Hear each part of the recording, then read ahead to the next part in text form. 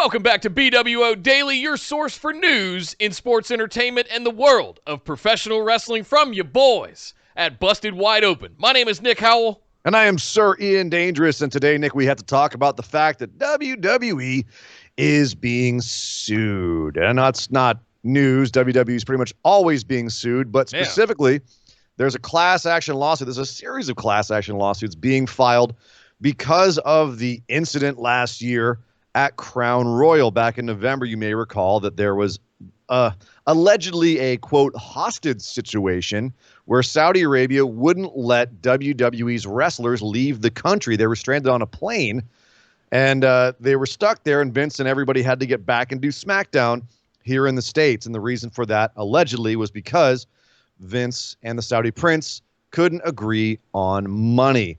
Apparently, Vince said he was expecting to get a certain amount of money. They hadn't paid him yet, and the prince was holding up his end of the bargain, and Vince cut the feed to the show to the country. So apparently that ruffled some feathers, and there was a tense negotiation afterwards. Obviously, everyone turned out okay and got back just after a long delay.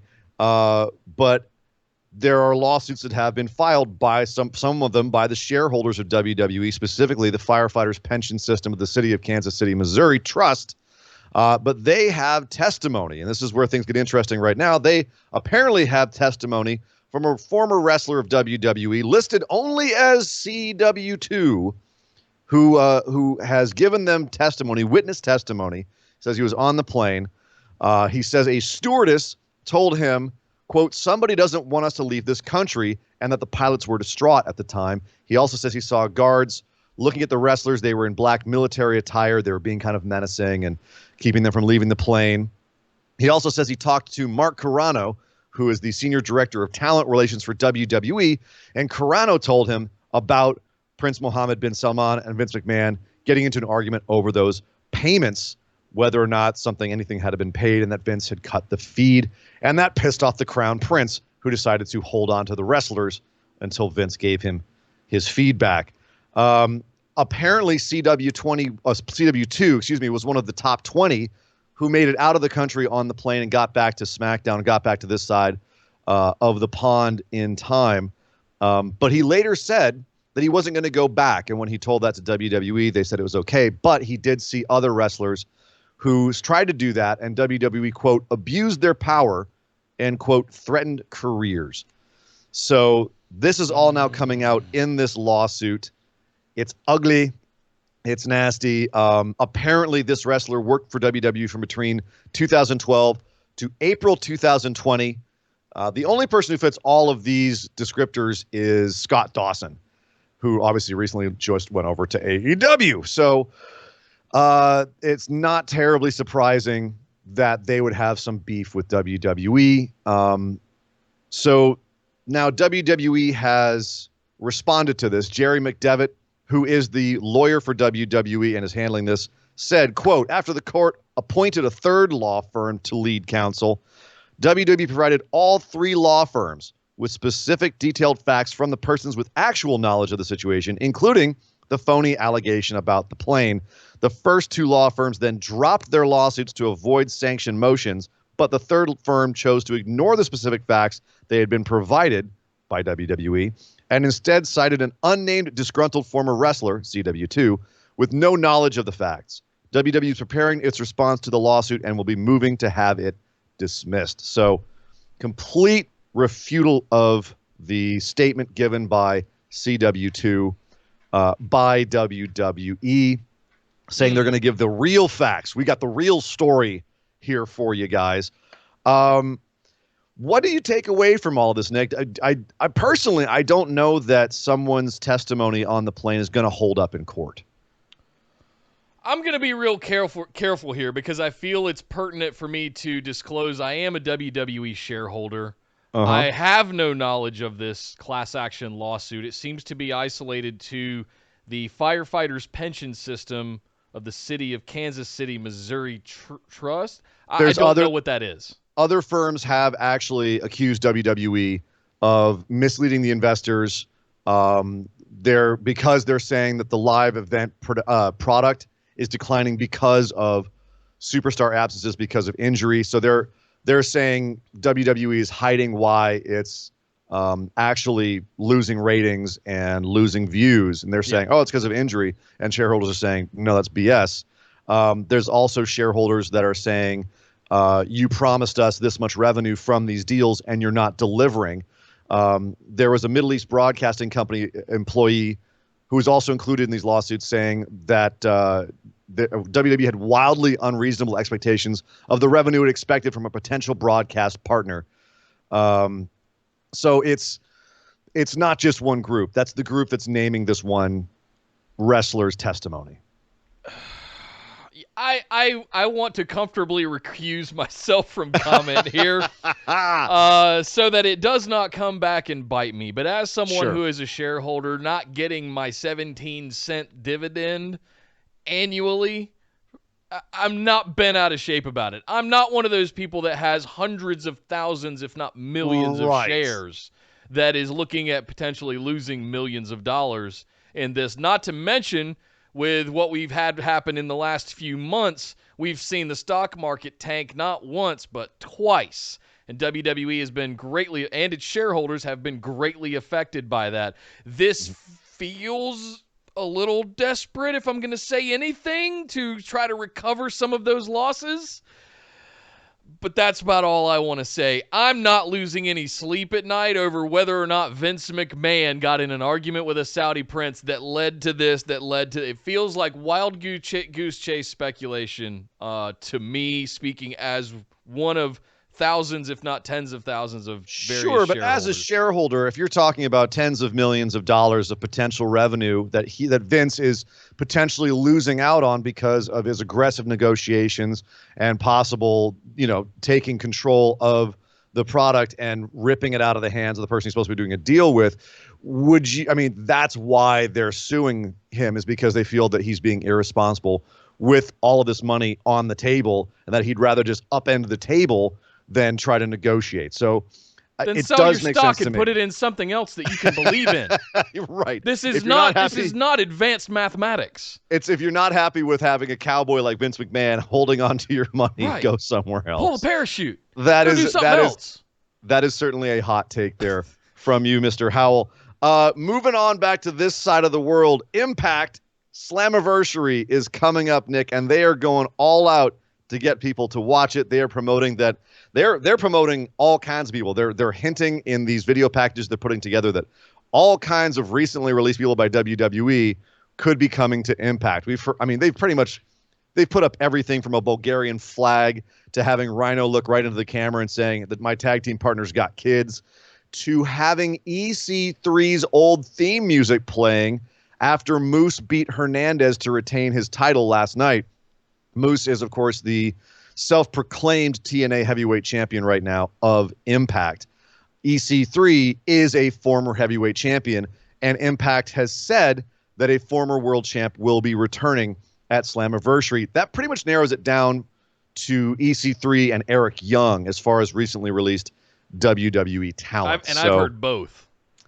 I've heard both as well. They didn't say it was just one. It could be multiple, and they've certainly made it seem like multiple recently released superstars could be coming to their Slammiversary show. It would not be the first time that TNA overpromised something or overhyped something if it turns out to just be, it's EC3, who, by the way, EC3 is doing some absolutely lights out work on Twitter right now. His promos and his new character is absolute fire.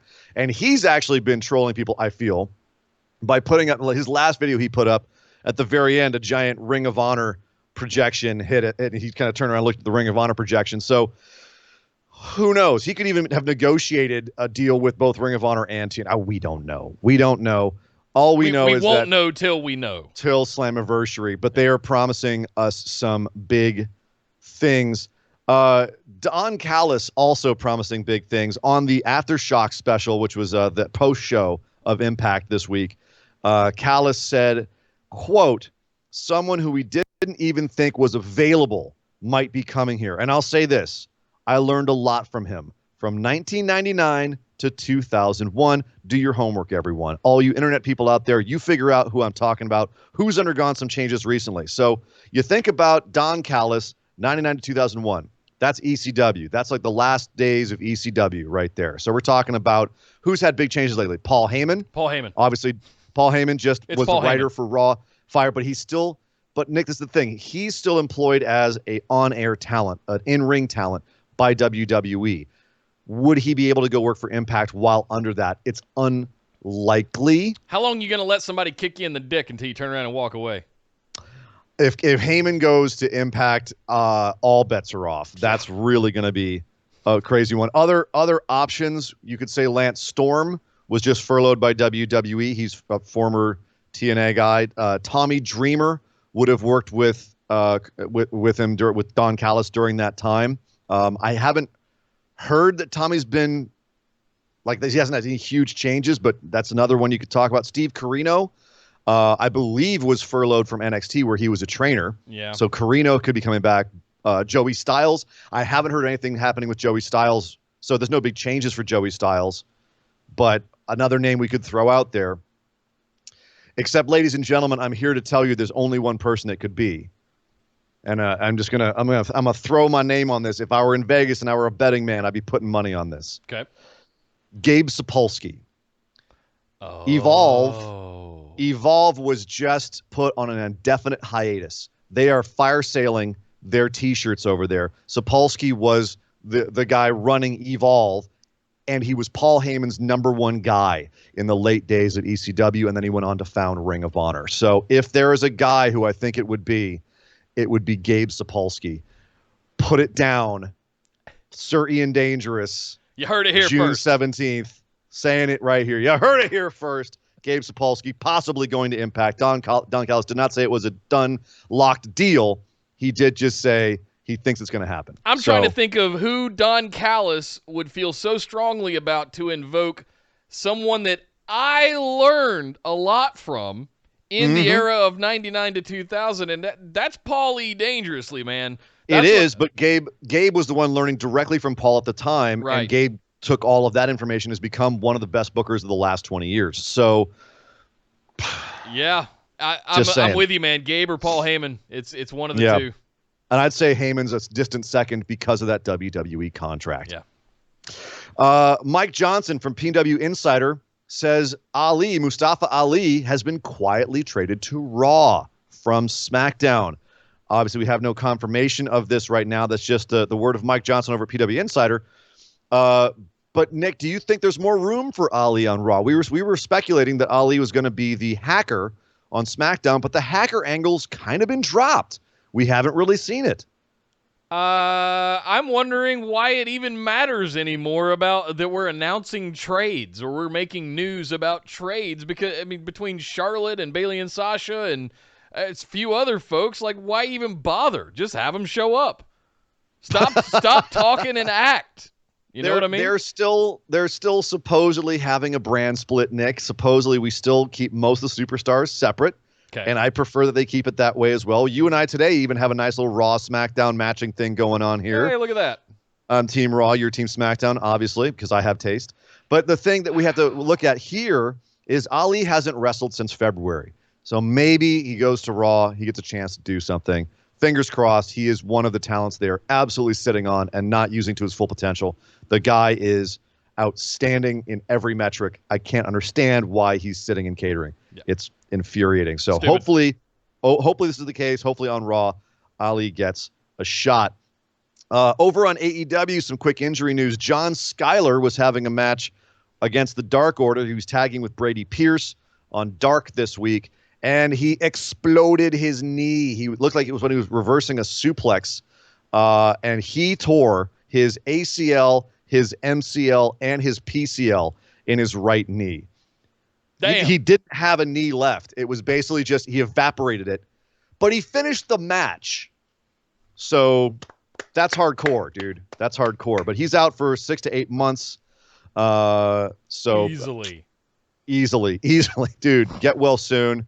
That's rough. He's been around for a while. Seth Rollins tore 2 of those when he was trying to do that buckle bomb, his injury a few years ago. and he was out for like almost, was it 14 months or something ridiculous?